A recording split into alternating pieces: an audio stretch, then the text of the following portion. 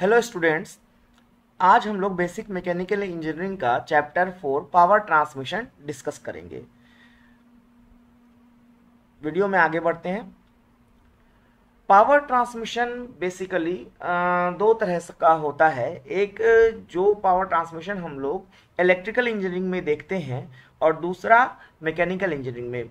Power transmission electrical engineering में जहां electric current को एक जगह से दूसरे जगह भेजने के लिए यूज़ किया जाता है, वहीं मैकेनिकल इंजीनियरिंग में जो पावर ट्रांसमिशन होता है उसमें कुछ ऐसे कंपोनेंट्स होते हैं जिसकी मदद से हम लोग मैकेनिकल एनर्जी को एक लिंक से दूसरे लिंक में भेज सकते हैं।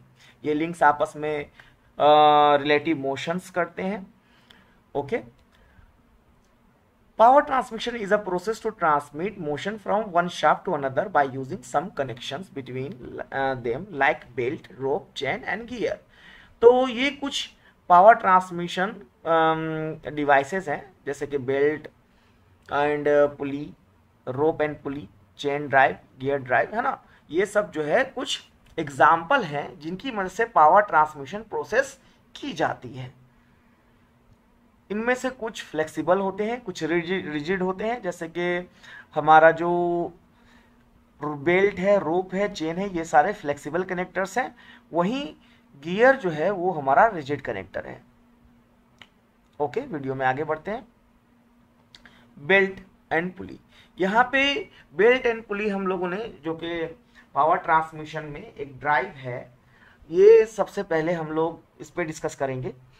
इसमें ये वाला जो ऊपर वाला फिगर है ये फ्रंट व्यू दिखाया गया है बेल्ट एंड पुली का, वहीं ये नीचे वाले फिगर में टॉप व्यू दिखाया गया है। ओके, यहाँ पे ये दो पुलीज हैं, ये ड्राइवर पुली है जो पावर दे रही है, ये ड्रिवन पुली है जो पावर ले रही है। ये क्लॉकवाइज रोटेट हो रहा है। यहाँ पे जो ऊपर वाला साइड है बेल्ट का, इसे स्लैक साइड कहते हैं, ये ढीला होता है। नीचे वाला जो बेल्ट का साइड होता है इसे टाइट साइड कहते हैं। Okay, belt and pulley drive जो होती है इसकी कुछ खासियत है। इसमें हम लोगों को शाफ्ट को जो है उसे एक्सियल अलाइन करने की ज़रूरत नहीं होती है। साथ ही साथ ये सबसे चीपेस्ट भी है, जितने भी ड्राइव्स हैं उनमें ये चीपेस्ट है। और पुली के बीच की दूरी जो है हम लोग ज़्यादा मैक्सिमम रख सकते हैं। जहां हम लोग गियर ड्राइव में देखते हैं कि दो गियर्स जो है वो आपस में कांटेक्ट में होते हैं, उनके बीच की दूरी ना के बराबर होती है। वहीं यहाँ पे बेल्ट ड्राइव में हमें ये फीचर्स देखने को मिलता है कि हम लोग दो पुलिस के बीच में काफ़ी ज़्यादा डिस्टेंस रख सकते हैं। ओके, साथ ही साथ बेल्ट ड्राइव जो है वो पैरेलल शाफ्ट के बीच में भी पावर ट्रांसफर कर सकता है और इंटरसेक्टिंग शाफ्ट के बीच में भी पावर ट्रांसमिशन कर सकता है। Okay,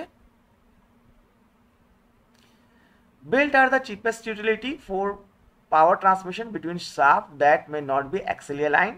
Power transmission is achieved by special designed belt and pulley. The demand on a belt drive transmission system are huge and this has led to many variations on the theme.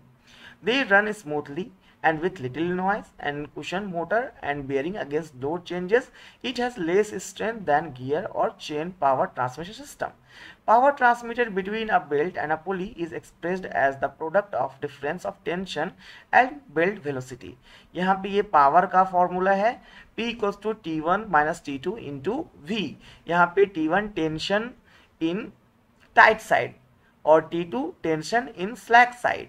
ये वाला side tight है, ये वाला slack है। Tension का मतलब आप लोग जानते होंगे, हम लोग जब किसी भी ऑब्जेक्ट को खींचते हैं दोनों अलग डायरेक्शन में, दोनों छोर से पकड़ के, तो उस पर जो फोर्स काम करता है उसे टेंशन फोर्स कहते हैं। ओके, तो हम लोग देख पा रहे हैं क्योंकि जो पुल्ली घूम रही है तो बेल्ट पे जो है दोनों साइड टेंशन फोर्स काम कर रहा है, ये वही टेंशन है। और v is the velocity of belt.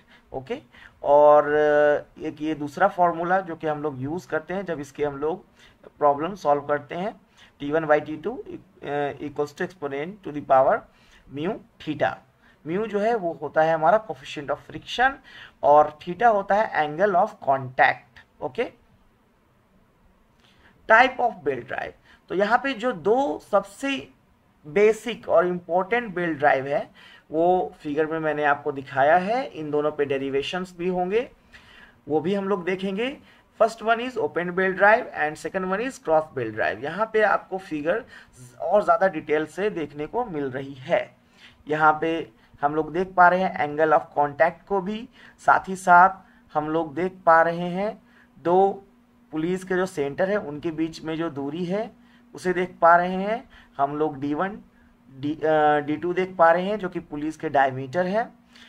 अब यहाँ पे ओपन बेल्ट ड्राइव में क्या होता है, दोनों पुली जो होती है वो सेम डायरेक्शन में रोटेट करती है। वहीं क्रॉस बेल्ट में दोनों पुली जो होती है वो अपोजिट डायरेक्शन में रोटेट करती है। Length of the belt is smaller, है ना, यहाँ पे जो बेल्ट का लेंथ होता है वो छोटा होता है, वहीं length of the belt is larger, यहाँ पे बेल्ट का लेंथ बड़ा होता है। Angle of lap is different for driver and driven pulley, angle of lap is same for driver and driven pulley. यहाँ पे जो एंगल ऑफ लैप होता है, एंगल ऑफ लैप क्या हो रहा है, तो ये वाला जो है वो हमारा एंगल ऑफ लैप है।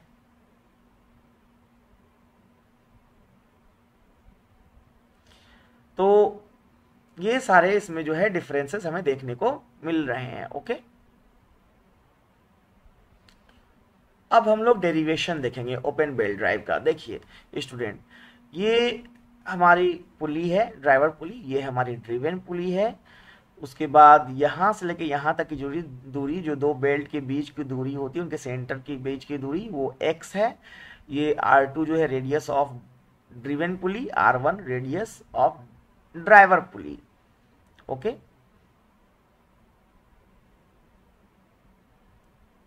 यहाँ पे ये सारे जो भी नोमेनक्लेचर हैं उन्हें मेंशन किया गया है। R1 R2 radii of larger and smaller pulley, x distance between centre of pulley, L total length of the belt. तो बेसिकली इस डेरिवेशन में हमें क्या निकालना होता है, total length of the belt निकालना होता है। ओके,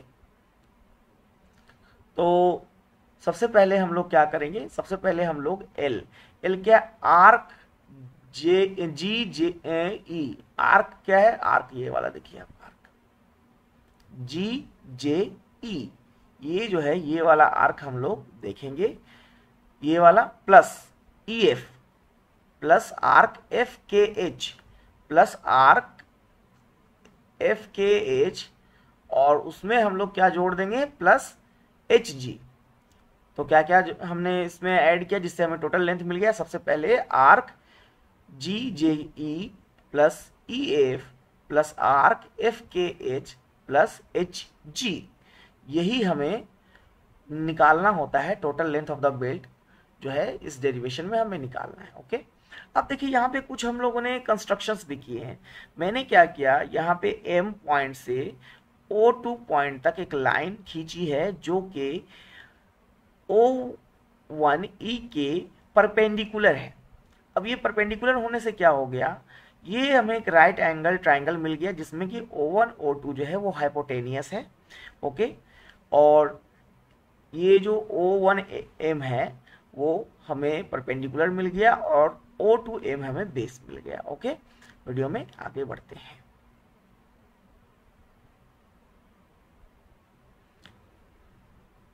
तो क्योंकि ये वाला जो है हमारा बेस है, ये परपेंडिकुलर है और ये हाइपोटेनियस है, तो साइन अल्फा क्या हो जाएगा, साइन अल्फा हम लोग जानते हैं P/H होता है, P/H होता है। तो क्योंकि ये वाला परपेंडिकुलर था तो हमने क्या किया, O1M क्या हो जाएगा, तो O1E माइनस EM, अगर O1E माइनस EM हम लोग कर देंगे तो O1M हमें मिल जाएगा, वही यहाँ पे किया गया है। और देखिए यहाँ पे एक चीज़ और देखिए, O1E जो है वो हमारा R1 है और वही EM हमारा R2 है। देखिए ये वाला और ये वाला पैरेलल है, तो EM हमारा R2 है और O1E हमारा R1 है। तो O1M क्या हो जाएगा, R1 माइनस R2, वही यहाँ पे किया गया, sine alpha equals to R1 minus R2 by X।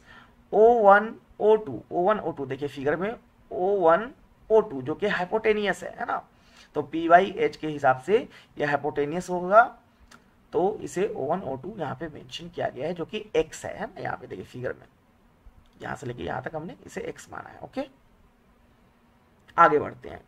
अब क्योंकि साइन अल्फा में alpha is very small, therefore हम लोग साइन अल्फा के बदले से सिर्फ अल्फा लिख लेंगे और R1 minus R2 by x कर देंगे। उसका आर्क जेई क्या हो जाएगा, ये वाला जो है ये क्या हो जाएगा। तो हम लोग ने मैथ्स में पढ़ा है आर्क निकालने के लिए हम लोग क्या करते हैं, आर्क निकालने के लिए हम लोग जो एंगल होता है उससे रेडियस को मल्टीप्लाई कर देते हैं। तो ये कितने का एंगल है, ये यहाँ से यहाँ तक देख पा रहे हैं आप लोग 90 डिग्री है, means π/2 plus alpha into radius. ठीक है, वही यहाँ पे किया गया है। और यहाँ से एफ के जो है वो क्या हो जाएगा, 90 में माइनस हम लोग अल्फा कर देंगे, means π/2 minus alpha into R2। तो यहाँ पे हमें ये दोनों आर्क मिल गया। ओके, अब EF कैसे निकालेंगे, ये वाला EF। तो EF में हम लोग कुछ नहीं, हम लोग अगर O2M निकाल लें तो हमें EF मिल जाएगा, क्योंकि हम लोग देख पा रहे हैं कि O2M और EF दोनों ही का डिस्टेंस सेम है। ओके, तो यहाँ पे MO2 कैसे निकलेगा, तो MO2 अगर हमारा ये हाइपोटेनियस है, ये बेस है, ये परपेंडिकुलर है, तो हम लोग पाइथागोरस थ्योरम लगाएंगे और पाइथागोरस थ्योरम से हमें जो है इस तरह का इक्वेशन मिल जाएगा EF के लिए। ओके, अब EF को हम लोग और थोड़ा इम्प्रोवाइज करेंगे इसके इक्वेशन को इस तरह से, और हमें बाइनोमियल थ्योरम लगाने पे EF की वैल्यू ये मिल जाएगी। एक्चुअली ऐसा हम लोग क्यों कर रहे हैं, हमें जो भी चाहिए, जो भी वैल्यूज चाहिए वो रेडियस और एक्स के रिस्पेक्ट में चाहिए। यहाँ पे आप देखिए जब हम लोगों ने फाइनली इसे सॉल्व करेंगे ना, तो रेडियस और एक्स के रिस्पेक्ट में ही हमें सारी वैल्यूज मिलेगी। ओके, तो अब आगे जा करके क्या करेंगे, एल जो है, एल की वैल्यू हम लोग क्या करेंगे, ये जो आर्क है, आर्क हमने निकाला है, आर्क की वैल्यू को जोड़ेंगे। उसके बाद हम लोग जो EF निकाला है हमने उसको जोड़ेंगे, सबको जोड़ देंगे तो हमें L मिल जाएगा। तो सबसे पहला जो हमें L है, देखिए यहाँ पे आर्क जेई, तो आर्क जेई की वैल्यू हम लोग यहाँ पे लिखेंगे। ओके, उसके बाद हम लोगों ने जो निकाला है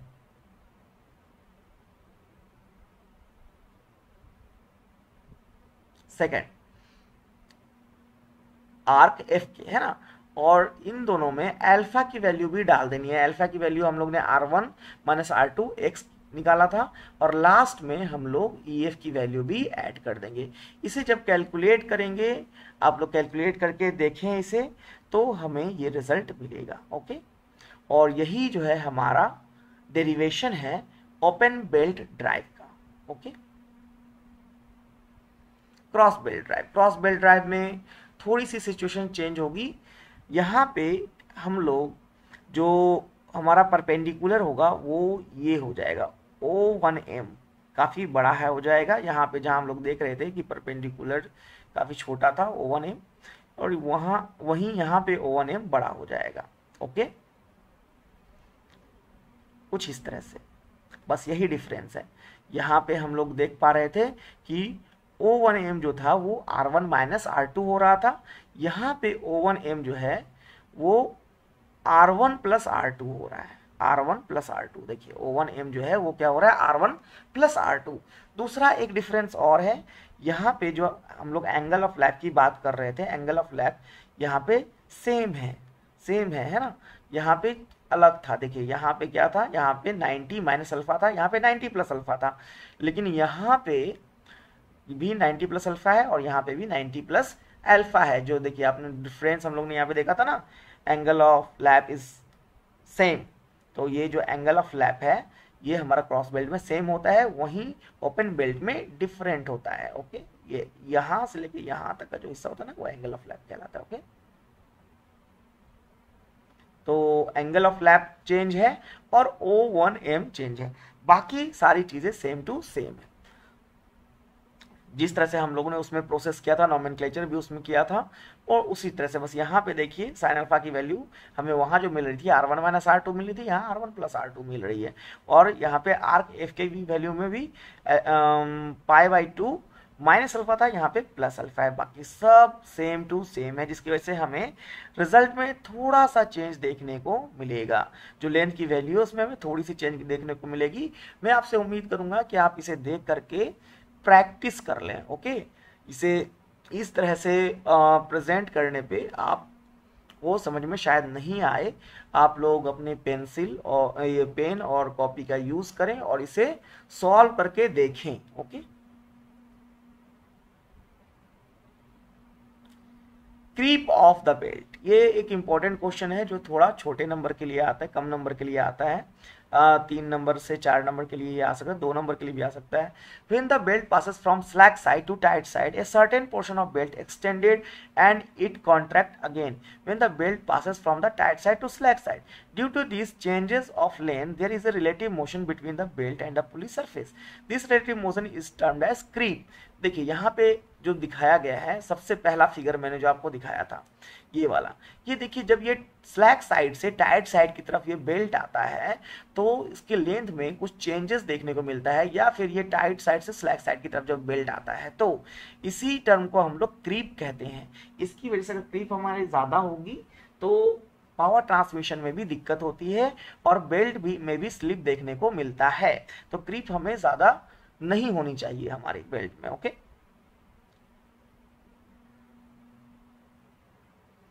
the total effect of creep is to reduce slightly the speed of the driven pulley or follower। जैसा कि मैंने आपको पहले ही बताया, अगर क्रीप ज़्यादा होगा तो हमें स्पीड में रिड्यूस देखने को मिलेगा, परफॉर्मेंस में कमी देखने को मिलेगी।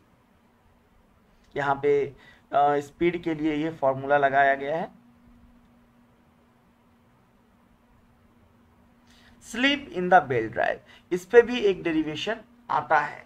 स्लिप की वजह से इफिशियंसी में लॉस देखने को मिलता है और स्पीड में भी हमें लॉस देखने को मिलता है हमारे बेल्ट ड्राइव में।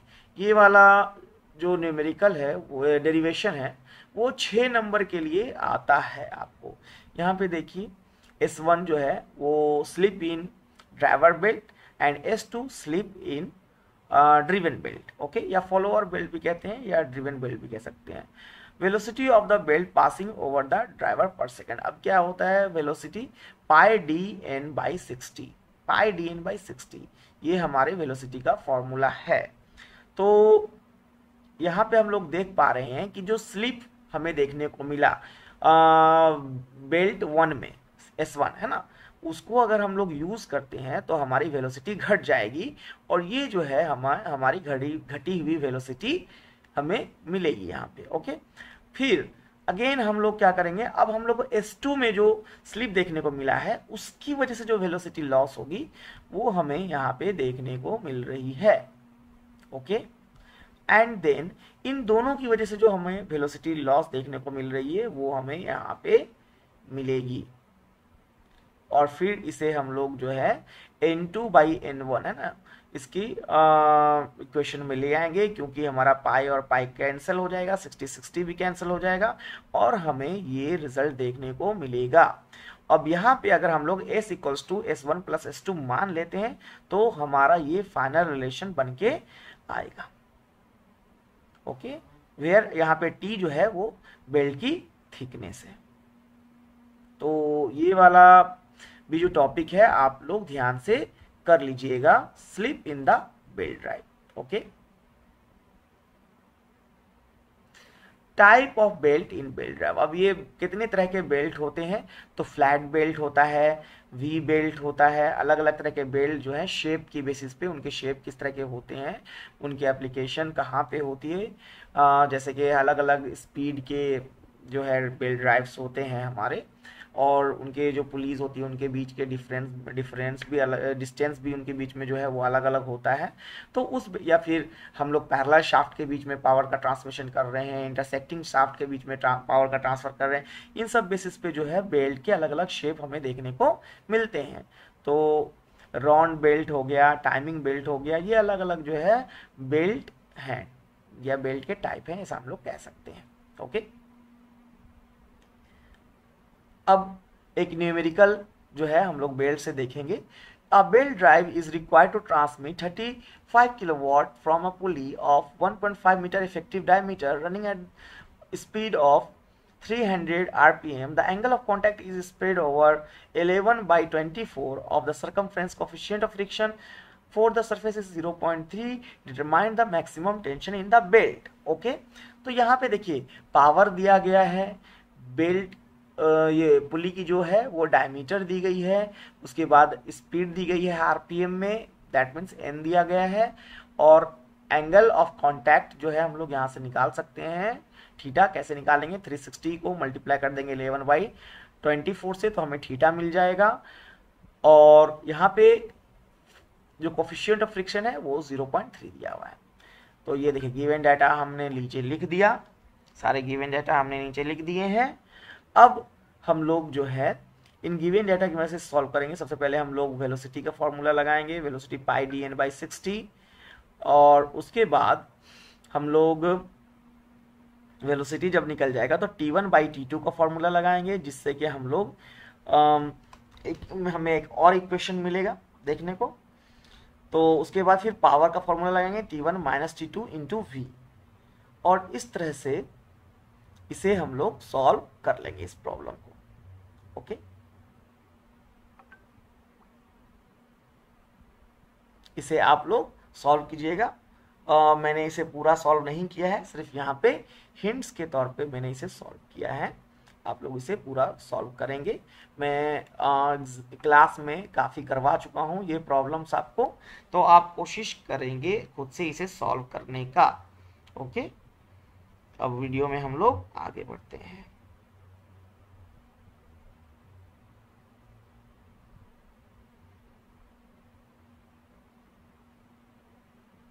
गियर, इस यूनिट को दो पार्ट में बांटा गया है बेसिकली। ऐसे तो सारे अलग अलग तरह के ड्राइव हैं, लेकिन बेल्ट ड्राइव और गियर ड्राइव को ही सबसे ज़्यादा इम्पोर्टेंस दिया गया है इस चैप्टर में। ओके, तो गियर देखिए, हम लोग डिफरेंट टाइप के गियर्स हैं, इस फिगर में देख सकते हैं। इस पर गियर सबसे मोस्ट कॉमन गियर है, उसके अलावा हेलिकल गियर होता है, ये डबल हेलिकल गियर है, रिंग बोन गियर है, स्क्रू गियर है। अभी हम लोग आगे स्लाइड्स में और भी तरह के गियर्स देखेंगे। गियर भी एक तरह का पावर ट्रांसमिशन ड्राइव होता है। Gear are tooth mechanical transmission element used to transfer motion and power between machine component, and in this article we discuss the different type of gear available and how gear work operating in mated pair. okay, अब मैं आपको बताना चाहूँगा कि ये थोड़ा सा महंगा ड्राइव है। ओके, ये थोड़ा सा जैसे जहाँ हमने देखा कि बेल्ट ड्राइव चीपेस्ट हमारा ड्राइव था, वहीं गियर ड्राइव हमारा थोड़ा महंगा है। Okay, expensive spur gear. तो स्पर गियर में हम लोग देखते हैं कि जो पावर ट्रांसमिशन होता है वो पैरेलल शाफ्ट के बीच में होता है। स्पर गियर हमारा सबसे पुराना गियर है, टाइप गियर का टाइप है। इसकी पावर ट्रांसफर करने की कैपेसिटी ज़्यादा होती है, लेकिन हमें इसमें नॉइस ज़्यादा देखने को मिलता है। दूसरा, जब गियर आपस में मेश होते हैं, इंगेज होते हैं और डिसंगेज होते हैं, तो उस समय हमें थोड़ा ज़्यादा स्मूथ इंगेजमेंट और डिसएंगेजमेंट देखने को नहीं मिलता है, नॉइस ज़्यादा होती है बेसिकली कहें तो। हेलिकल गियर जो है उसके टीथ्स आपस में पैरेलल होते हैं, पैरेलल शाफ्ट के बीच में ये पावर ट्रांसमिशन करता है, लेकिन जो शाफ्ट के एक्सिस होती है उसके साथ इसके जो टीथ्स होते हैं वो इंटरसेक्ट हो रहे दिखते हैं हमें। ओके, अब डबल हेलिकल गियर जो है वो हेलिकल गियर का ही इम्प्रोवाइज वर्जन है। हेरिंग बोन गियर भी हेलिकल गियर का ही थोड़ा सा एडवांस वर्जन है। बीवेल गियर परपेंडिकुलर शाफ्ट के बीच में पावर ट्रांसमिट करने में काम आता है। वॉर्म गियर भी परपेंडिकुलर शाफ्ट के बीच में पावर ट्रांसमिट करने के काम में आता है। उसी तरह से हेपॉइड और रैक एंड पिनियन गियर भी हमें परपेंडिकुलर शाफ्ट के बीच में पावर ट्रांसमिट करने में काम आता है। यहाँ पे वॉर्म गियर और रैक एंड पिनियन गियर का यूज स्टीयरिंग सिस्टम में, जो गाड़ियों की स्टीयरिंग सिस्टम होती है जिसकी वजह से गाड़ी को हम लोग टर्न देते हैं, वो गियर जो है यूज होता है हमारी गाड़ियों के स्टीयरिंग सिस्टम में। रैक एंड पिनियन सबसे पुराना स्टीयरिंग सिस्टम है। ओके, यहाँ पे आप रैक एंड पिनियन का फिगर देख सकते हैं। ये हमारा पिनियन, ये छोटा गियर है इसे पिनियन कहते हैं, नीचे वाले गियर को रैक गियर कहते हैं। Okay, gear train. अब ये गियर्स जब आपस में कॉम्बिनेशंस में होते हैं तो इसे गियर ट्रेन कहते हैं हम लोग। ओके, यहाँ पे देख पा रहे होंगे अलग अलग टाइप के गियर ट्रेन है। ये कंपाउंड गियर ट्रेन यहाँ पे हम लोग को देख पा रहे हैं, एपिसाइक्लिक गियर ट्रेन हम लोग देख पा रहे हैं, अलग अलग तरह के गियर ट्रेन है। देखिए सिंपल गियर ट्रेन, ये वाला पहला वाला जो था वो सिंपल गियर ट्रेन था, सेकंड वाला कंपाउंड गियर ट्रेन था, उसके बाद एपिसाइक्लिक गियर ट्रेन था, रिवर्टेड गियर ट्रेन था ना, ये वाला रिवर्टेड है और ये एपिसाइक्लिक है। This is the simplest type of gear train for conveying motion from one shaft to another shaft. As the name implies, all of gear axes stay locked in position with respect to frame and each gear is mounted on its own shaft. वहीं compound में क्या होगा, a compound train of gear is when there are multiple gear on a shaft as seen in figure. Okay, हम लोग figure में देख सकते हैं अलग अलग गियर रेशियो इसमें हमें देखने को मिलता है। Reverted gear train. Gear 1 appears to be driving gear 2 in the one direction because gear 2 and gear 3 are attached to the same shaft. They create a compound gear, which means that gear 3 rotates in the same direction as gear 2. Epicyclic gear train यहाँ पे आप लोग देख सकते हैं, यहाँ पे इसे planetary gears भी हम लोग कहते हैं, ठीक है, क्योंकि ये बीच में एक सन गियर है और उसके चारों ओर जो है दूसरे गियर्स घूम रहे हैं, इसीलिए प्लैनेटरी गियर्स भी कहते हैं। अब ये हम लोग गियर टर्मिनोलॉजी देखते हैं। यहाँ पे किसी भी एक गियर के जो डिफरेंट पार्ट्स होते हैं, छोटे छोटे पार्ट्स जिनके नाम हैं, इन्हें हम लोग नॉमेनक्लेचर्स भी कह सकते हैं। गियर का नॉमेनक्लेचर ये देखिए, ऊपर वाला ऐसा फेस विड्थ कहला रहा है, ये टॉप प्लैंट कहला रहा है, एडेंडम सर्कल, डेडेंडम सर्कल, यहाँ से लेके यहाँ तक की दूरी जो है ये कहलाती है एडेंडम, यहाँ से लेके यहाँ तक की दूरी dedendum, working depth, whole depth, face, pitch circle बहुत इंपॉर्टेंट होता है गियर में। उसके बाद ये बॉटम लैंड, क्लियरेंस, ये सारे जो है पॉइंट्स हैं, ये इस पॉइंट्स को मैंने यहाँ पे डिस्कस किया है ना। जैसे pitch circle is the imaginary circle that roll without slipping with a pitch circle of mating gear. Pitch circle diameter. The pitch circle diameter is the diameter of the pitch circle. It is also known as pitch diameter. Pressure angle is the angle between the common normal at the point of tooth contact and common tangent to the pitch circle. The usual pressure angle are 14/2 degree and 20 degree. Pitch point, it is a common point of contact between two pitch circle. Pitch surface, it is the surface of the imaginary rolling cylinder that the toothed gear may be considered to replace. Addendum. The addendum is the radial distance of tooth from the pitch circle to the top of the tooth. The addendum is the circle drawn through the bottom of teeth. It is also called root circle. Addendum circle. It is the circle drawn through the top of the teeth and it is concentric with the pitch circle. Addendum circle. It is the circle drawn through the bottom of tooth. It is also called root circle. Base circle. The base circle of involute gear is the circle from which involute tooth profile are determined. Circular pitch. The pitch circle is distance between of the circumference of pitch circle from a point of one tooth to the corresponding point on the next tooth. It is denoted by PC. Module. A module is the ratio of pitch circle diameter by a module is the ratio of pitch circle. It is denoted by m. Okay, ये actually यहाँ पे कुछ mistake हुआ है, it is denoted by m होगा. m equals to d by t. Clearance. Clearance is the difference between the addendum of one gear and the addendum of the mating gear. Total depth.